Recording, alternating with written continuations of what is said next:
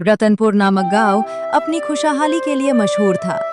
गांव में लोग मिलजुल कर भाईचारे से रहते थे। इसी गांव में राघव नाम का पराठे वाला रहता था।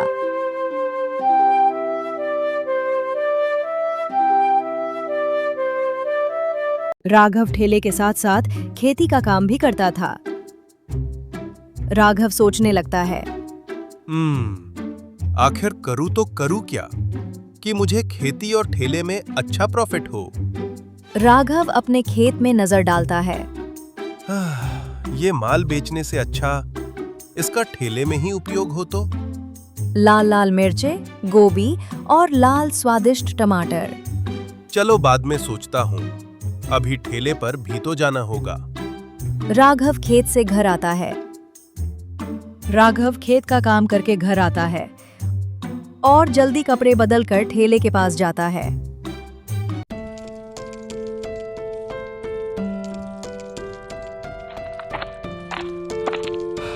कितने पराठे बीके सुबह से? जी पूरे 12 पराठे। कमाई बहुत कम हो रही है, कुछ नया करना पड़ेगा। ठीक है, जाओ घर। तभी एक ट्रक ड्राइवर वहां आता है। अरे राघव, जल्दी 2 पराठे दे, भूख लगी है। भाई अभी देता हूँ। ड्राइवर पराठे खाने लगता है। वो राघव से कहता है, राघव, खेतीबाड़ी का काम कैसे चल रहा है? क्या बताऊं भाई, माल बिक ही नहीं रहा। एक दोस्त के नाते कह रहा हो, पराठों की टेस्ट पुरानी हो चुकी है, कुछ नया करो। गांव में समोसा वाला है, उसके समोसे अच्छे नहीं, लेकिन चटनी की वजह से बहुत स्वादिष्ट लगते हैं, इसीलिए कह रहा हूं। ठीक है भाई, सोचता हूँ। गांव में समोसे वाला समोसा बेचने लगता है। आओ आओ, 5 रुपए में समोसा खाओ। अरे भाई, एक समोसा तो देना। हाँ साहब, अभी देता हूँ। राघव पूरा समोसा खाता है। बहुत लाजवाब था। धन्यवाद साहब। सुनो, तुम्हारी चटनी मुझे बहुत अच्छी लगी। अगर तुम इसकी रेसिपी बता दो, तुम्हें 50 रुपए दूंगा। इसमें मेरा और तुम्हारा सबका फायदा है। कृपया करके मुझे बता दो। हाँ साहब, क्यों नहीं। सिर्फ लाल मिर्ची, लहसुन और शहद और चटनी तैयार। गरीब इंसान 50 रुपए का फायदा देखकर पूरी रेसिपी बता देता है।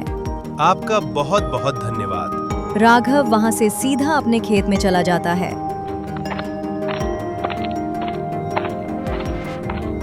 वहां से स्वादिष्ट लाल लाल टमाटर तोड़ता है और कुछ लाल मिर्च तोड़ता है।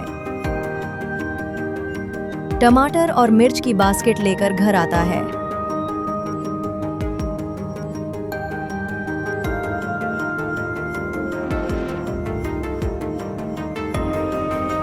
आज कुछ ऐसा बनाऊंगा कि लोग उंगलियां चाटते रह जाएंगे।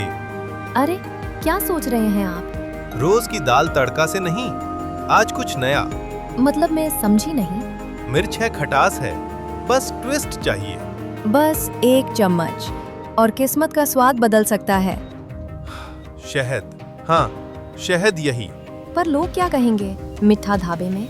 अरे मीठा नहीं, बैलेंस। ठीक है, शुरू करते हैं। पहले लहसुन, फिर मिर्च, शहद की एक धार। देखिए रंग कैसे बदल रहा है। बस अब थोड़ा सा नमक और नींबू। राघव ऐसी चटनी बनाता है कि मुंह में पानी आ जाता है। आप खाकर देखिए। राघव चटनी खाने लगता है। ये तो पटाखा है, पहले मीठा, फिर तिखा, फिर जादू। अगर ये चल गया ना तो जिंदगी बदल जाएगी। नाम क्या रखें? शहद मिर्च चटनी, बोलने में आसान। अब एक काम कीजिए, ये चटनी दादी को जाकर दिखाइए। उनसे पूछिए कैसी लगी। राघव अपनी माँ को चटनी दिखाने के लिए चला जाता है। शेषाबाई बेड पर बैठी होती है। आ गया मेरा लाल। हाँ माँ, तुम्हें कुछ दिखाना है। अभी ये क्या नया बना डाला? चटनी है माँ। हर टाइम कुछ ना कुछ बनाते रहता है। तुझे साइंटिस्ट बनना चाहिए था। अरे माँ, इस बार कुछ ऐसा तैसा नहीं बनाया। अच्छा, तो क्या बनाया है इस बार? बताना तो। लो, टेस्ट करके बताओ। शेषाबाई चटनी खाने लगती है। ये कैसे बनाई तूने? बस बना दी। ये चटनी तो मेरा भाई बनाता था। मुझे बता कैसे, कहाँ से बनाए तूने? अरे माँ, कैसे कहाँ से वो छोड़ो। अब देखो तुम्हारा बेटा कैसे तरक्की करता है। हाँ, मेरा बेटा बहुत तरक्की कर। राघव अपने पराठे ठेले पर था। तभी अचानक एक बड़ी लंबी काली गाड़ी वहां आकर रुकती है। मिस्टर गोयंका गाड़ी में से उतरते हैं। बहुत बड़े आदमी दिखते हैं। हाँ, गाड़ी को तो देखो। जाओ जाकर गाड़ी पार्क कराओ। ड्राइवर गाड़ी पार्क कर देता है। नमस्ते, मैं आयुष गोयंका। आप कुछ खाएंगे? उसी के लिए तो आया हूँ। राघव घी से भरा पनीर पराठा आयुष को देता है। वो पराठा खाने लगता है। अरे क्या हुआ? आपको पराठा पसंद नहीं आया? पसंद? ये तो लाजवाब है। मैं कल आता हूँ, हम दोनों की किस्मत चटनी बदल। लॉन्च के बाद राघव और उसका परिवार मन में बड़ी उम्मीद लेकर ठेले खोलते हैं। वो ठेले का नाम शहद मिर्च चटनी रखते हैं। चलो बहू, हम घर चलते हैं। राघव संभाल लेगा, चिंता मत करो। रोज की तरह कस्टमर आने लगते हैं। लोगों को खाते देख राघव को बहुत उत्सुकता होती कि कब लोग चटनी के में बोलेंगे। तभी एक आदमी कहता है, अरे भाई, इतना स्वादिष्ट, क्या ट्विस्ट लेकर आए? हाँ, पता नहीं क्या जादू किया हो। अरे आपको अच्छा लगा ना, यही बड़ी बात है। इतना टेस्टी नाश्ता तो मैंने कभी नहीं किया। आपके लिए तो बना है, खाइए खाइए। लोगों को उसकी शहद मिर्च चटनी इतनी पसंद आती है कि उसका व्यापार दिन दुगना रात चौगुना हो जाता है। वाह बेटा, क्या टेस्टी चटनी बनाई तूने। ग्राहकों की लाइन लग गई। हाँ, अगर पहले 10 पराठे बिकते थे तो अब सीधा 20-30 बिकने लगे हैं।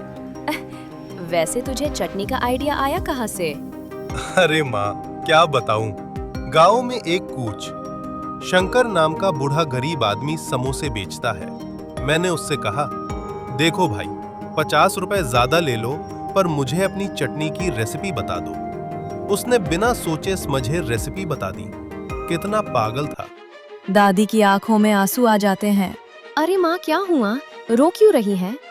हाँ माँ, क्या हुआ? इसलिए नहीं कि वो पागल है, बल्कि उसने तुझे रेसिपी बताई क्यों कि वो तुम्हारा मामा है। क्या?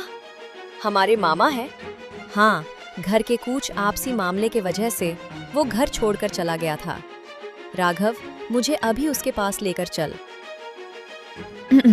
राघव और शेषाबाई शंकर के पास जाते हैं। अरे शंकर मामा, आपसे कोई मिलना चाहता है। शंकर, मेरे भाई, तू यह समोसे बेचता है? हाँ, और तुम्हारे घर के सामने वाली झोपड़ी में ही रहता हूँ। तूने एक बार मुझे मिलना जरूरी नहीं समझा? मुझे लगा तुम मुझे माफ भी करोगी या नहीं। एक मिनट, तुम तो हमारे गांव के मुखिया थे, तो ये समोसे बेचने की नौबत? बस अपने बहन को एक बार मिलने के लिए ये सब। चलो घर चलो, तुम्हें खाना खिलाती हूँ, चलो। हाँ मामा, चलिए। तीनों शेषाबाई के घर जाते हैं। क्योंकि शंकर मुखिया था, इसलिए वो गरीब नहीं था। उसने अपने सारे समोसे पेड़ के नीचे बैठे गरीब लड़के को दे देता है। चलो बहना, चलता हूँ। अपना ख्याल रखना। तुम भी अपना ख्याल रखना। शंकर खाना खाकर दूसरे दिन अपने गांव चला जाता है। शाम हो चुकी थी। राघव का दुकान बढ़ाने का समय हो चुका था। तभी आयुष वहां आता है।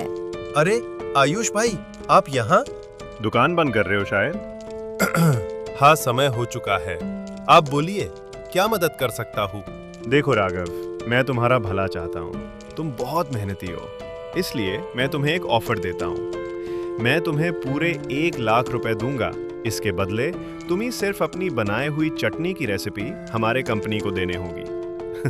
फिर तुम गांव में सबसे अमीर हो जाओगे। नहीं आयुष भाई, मैं मेहनत से पैसे कमाना चाहता हूँ। और वैसे भी चटनी की रेसिपी हमारे खानदान में चालू से बनती आ रही है। सबके सामने मना करने के बाद आयुष को गुस्सा आता है। अगर हिम्मत है तो कल मुझसे मुकाबला करो। तुम्हारी चटनी और मेरी चटनी में मुकाबला होगा। अगर मैं जीत गया तो तुम्हें अपनी रेसिपी मुझे देनी होगी बिना पैसे लिए। मुकाबला ही करना है तो ठीक है, मिलते हैं। आयुष चला जाता है। चिंता ना करो भाई, तुम ही जीतोगे। आयुष और राघव दोनों टेबल पर एक पकवान और अपनी चटनी रखते हैं। आयुष टेस्टी समोसे लगाता है तो वही राघव अपने लजीज पराठे लेकर आता है। धीरे धीरे सारे लोग वहां आते हैं। चलिए, सब आ गए हैं तो मुकाबला शुरू करते हैं। जैसा कि आपको पता है, इन दोनों में से जिसकी बनाई चटनी को आप पसंद करेंगे वो मुकाबला जीत जाएगा। अरे भाई जल्दी शुरू करो, भूख लगी है। हाँ, शुरू करते हैं। कोई चीटिंग नहीं करेगा। आप सबको हम दोनों ने बनाई हुई चटनी दी जाएगी। और आपको बताना है क्या आपको किसकी चटनी अच्छी लगी। मीरा, सबको खाना दो। एक ही प्लेट में दे दो दोनों पकवान। हाँ, बिल्कुल सही। सबको समोसा, पनीर पराठे, राघव और आयुष की बनाई चटनी दी जाती है। चलिए, खाना शुरू कीजिए। हाँ हाँ, शुरू कीजिए। याद रहे, आपका जवाब बहुत जरूरी है। सब चाव से खाने लगते हैं। तभी एक आदमी कहता है, राघव, बेहद स्वादिष्ट। आपको ये क्यों अच्छा लगा? क्योंकि घर वाली फीलिंग आती है। और मेरी वाली भी तो बताओ। हाँ, तुम्हारी ठीक ठाक है। राघव मन प्रसन्न हो गया। और मेरी चटनी? तुम्हारी तो मार्केट वाली है। सभी लोग राघव को ही सपोर्ट करते हैं। तो मिस्टर आयुष, क्या कहना है आपको अब? कहना क्या, इन गांव के लोगों को मेरी ब्रांड की कीमत क्या पता। खैर, अब मैं चलता हूँ। आयुष वहां से चला जाता है। इस कहानी से हमें ये सीख मिलती है कि असली पहचान बड़े नाम या बड़े ब्रांड से नहीं बनती, बल्कि मेहनत, ईमानदारी और अपनेपन से बनती है। रेसिपी किताबों में मिल जाती है, लेकिन स्वाद इंसान के हाथ और दिल से आता है। और कभी-कभी हम सफलता के पीछे भागते भागते अपने ही लोगों से दूर हो जाते हैं। असली जीत पैसे कमाने में नहीं, बल्कि रिश्ते और अपनी पहचान वापस पाने में होती है। अगर आपको स्टोरी अच्छी लगे तो लाइक ज़रूर कीजिए।